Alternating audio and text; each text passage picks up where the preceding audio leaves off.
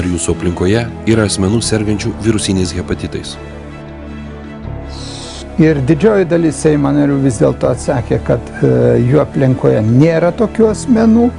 Tik tai 29% atsakė taip, kad tokių asmenų yra. Ir apie 30% negalėjo atsakyti šitą klausimą arba nežinojo. Čia yra nemaža dalis tiesos, nes faktiškai apie 80% žmonių nežino patys, kad jie serga C hepatitu.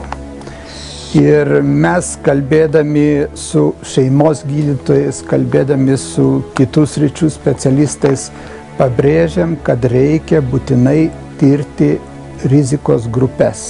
Tai yra tuos ligonius, kurie turi padidintą riziką susirgti šitais hepatitais. Ir taip išaiškinsim daugiau sergančiųjų. Kepenys toks specifinis organas, kuriam vykstant uždegimui nėra jokio skausmo, jokių specifinių simptomų.